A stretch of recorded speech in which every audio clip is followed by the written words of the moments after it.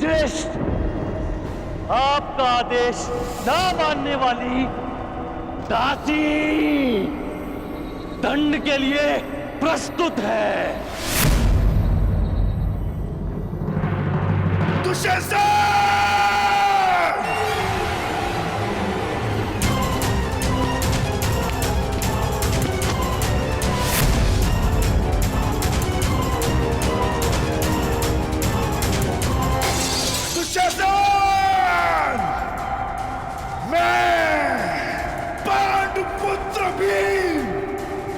प्रतिज्ञा लेता हूं कि जिन हाथों से तुमने द्रौपदी को स्पर्श किया है, मैं उन्हीं हाथों को धड़ से उखाड़कर फेंक दूंगा।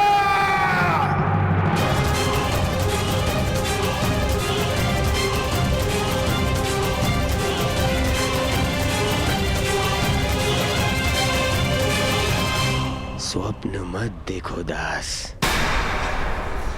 प्रतिज्ञा तो तब पूर्ण होगी जब तुम स्वतंत्र हो जाओगे।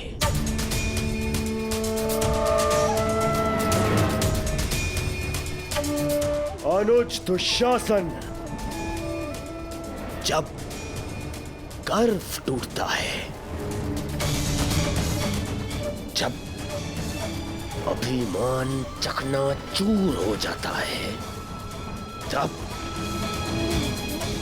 सबसे पहले मुख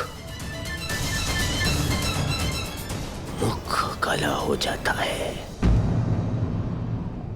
अग्नि सूता होने का गर्व टूटा है इस याज्ञ सैनी का।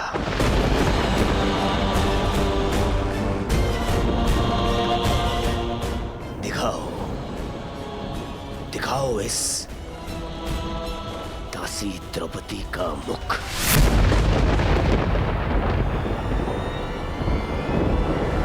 मैं दासी नहीं हूं, मूर्ख दुर्योधन।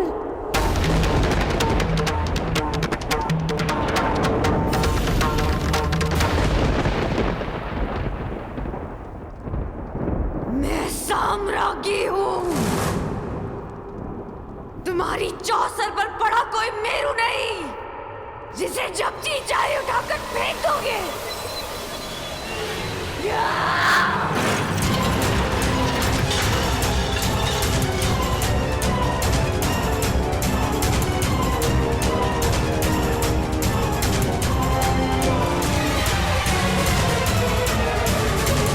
हस्तिनापुर की राज्यसभा में ये किस प्रकार का व्यवहार हो रहा है महाराज?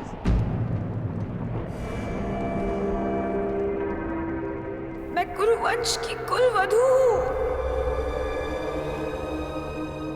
आपके अनुज की पुत्र वधू हूं, कुरु राष्ट्र की प्रतिष्ठा हूं। हस्तिनापुर की लक्ष्मी बनकर मैंने इस नगर में प्रवेश किया था महाराज, और आज मुझे यहाँ इस प्रकार इस सभा में लाया जा रहा है। क्यों महाराज? क्या ये भी कुरुवंश की कोई रीति है?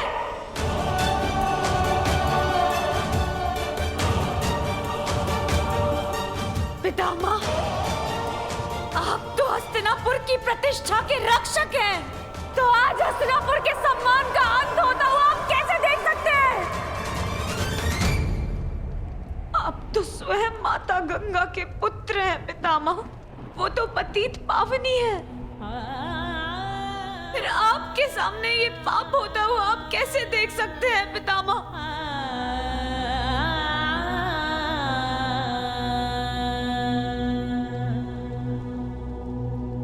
गुरुद्रोण, क्यों हो रहा है मेरे साथ ऐसा व्यवहार? क्या अस्त्र शस्त्र का ज्ञान देते समय लज्जा की शिक्षा देना भूल गए थे आप अपने शिष्यों को?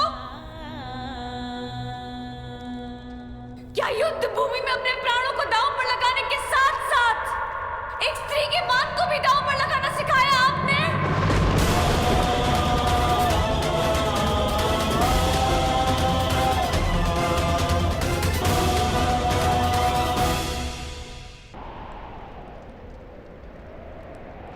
तो नीति के महान ज्ञाता है काका श्री विदुर।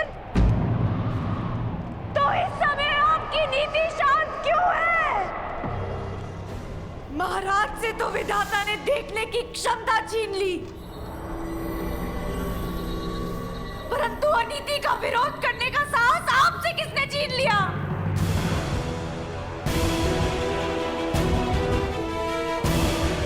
अपनी मन की आंखों से देखिए महाराज, आपके पुत्र किस प्रकार मर्यादा भंग कर रहे हैं। आप मौन कैसे बैठ सकते हैं? एक दासी को सदा अपने स्वामी के आदेश का पालन करना चाहिए पांचाली। और तुम इस समय पुत्र दुर्योधन की दासी हो।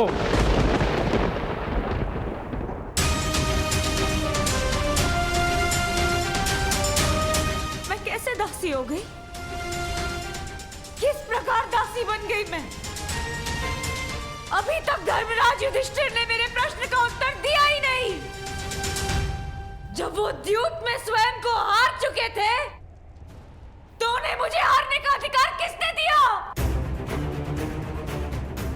कहते हैं कुरु ध्वज के नीचे धर्म सांस लेता है, तो उसी ध्वज को थामने वालों से मैं ये पूछना चाहती हूँ कि क्या यही धर्म है कि जुए में हारा हुआ जुआरी अपनी पत्नी को भी हार जाए? क्या यही धर्म है?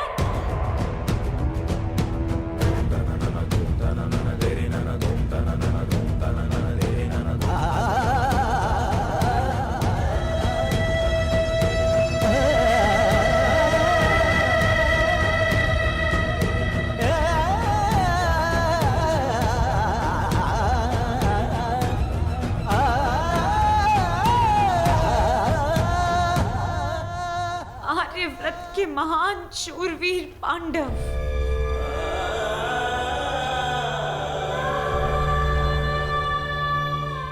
आप सब मुझे कैसे हार गए?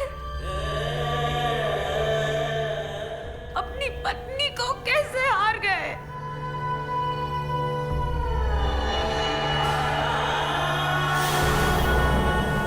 किसकी आज्ञा से? किसकी अनुमति से? किस अधिकार से?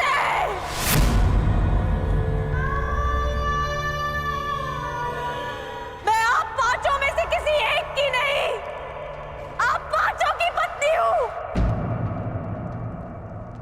इसीलिए आप सभी के अर्धांग पर मेरा अधिकार है, और ये अधिकार किसी भाई के अधिकार से कहीं अधिक है। माना कि आप पांचों भाई हैं, परंतु एक पत्नी का अधिकार परिवार में सबसे अधिक होता है। मनुष्य की मृत्यु पर परिवारजन केवल दुखी होते हैं, परंतु विधवा केवल उसकी पत्नी होती है। पत्नी केवल परिवारजन नहीं, परिवार को आगे बढ़ाने वाली जननी है। उस जननी को कैसे हार गए आप? कैसे?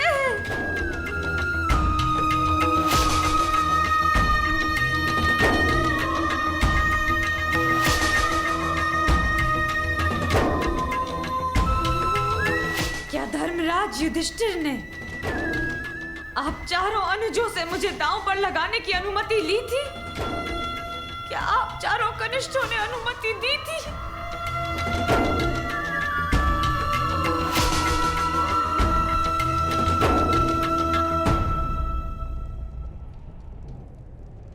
यदि नहीं तो फिर कैसे?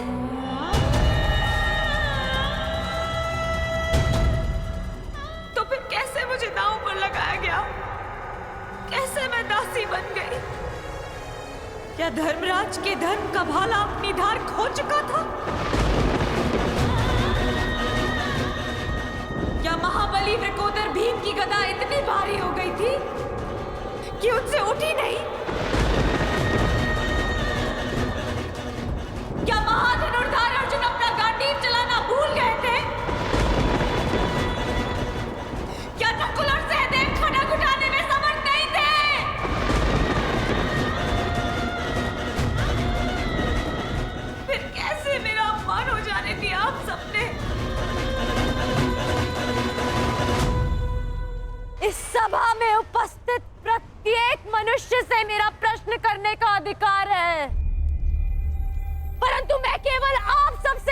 सिद्ध करना चाहती हूँ कि जिसके साथ अग्नि को साक्षी मानकर सप्तपदी लिए, क्या उस स्त्री को एक वस्तु समझ लिया आप सबने?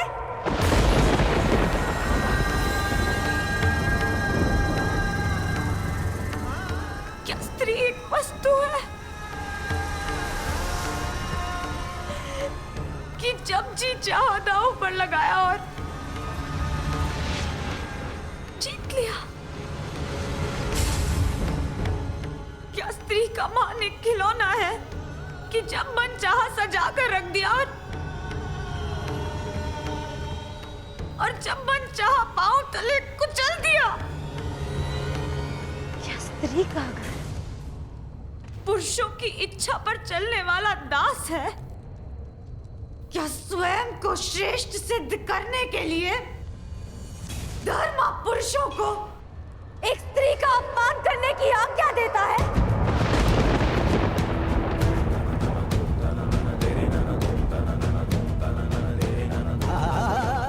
या धर्म स्वयं ही एक स्त्री के अपमान का कारण है?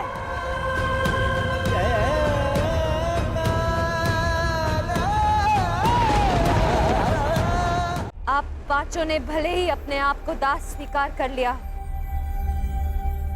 परंतु याज्ञसेनी द्रौपदी अभी भी स्वयं को स्वतंत्र मानती है और इस संसार की कोई भी शक्ति उसे दासी सिद्ध नहीं कर सकती।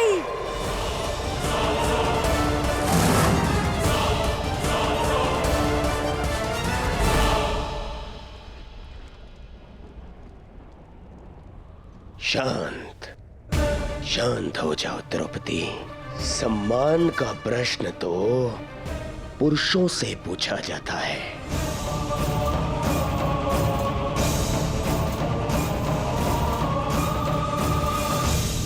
ये पांचों के पांचों नपुंसक है, नपुंसक।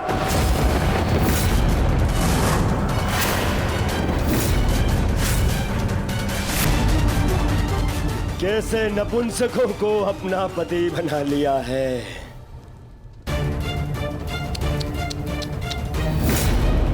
मुझे बहुत बुरा लग रहा है। एक काम करता हूं, मैं तुम्हें भी एक अवसर देता हूं। एक अवसर अपना सम्मान बचाने का।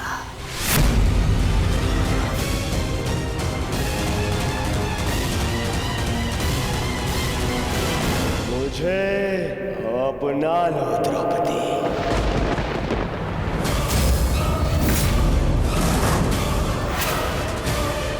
मुझसे संबंध बनाओ तो मैं वचन देता हूं, मैं तुम्हारी सुरक्षा करूंगा। मुझसे संबंध बना लिया तो ना तो कोई तुम्हारे ऊपर आंख उठाकर देखेगा और ना ही मुख उठाकर कोई दासी कहेगा।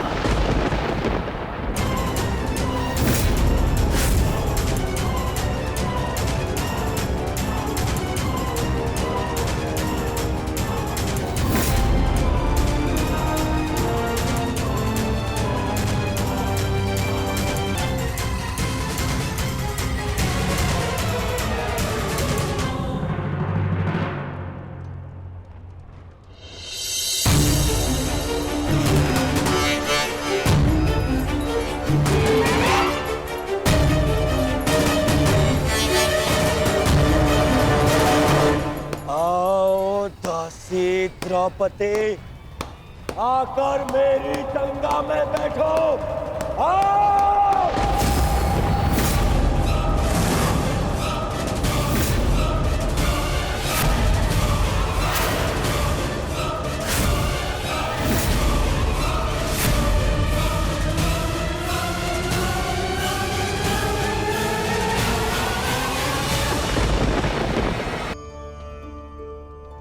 हम सब शीघ्र ही सफलता चाहते हैं, ढेर सारी संपत्ति और सुख चाहते हैं, और ऐसे में कई बार हम छोटे मार्गों का चयन कर लेते हैं, वो मार्ग जिनमें परिश्रम नहीं होता, जिनमें होता है तो केवल छल, कुटिलता और भाग्य का सहारा,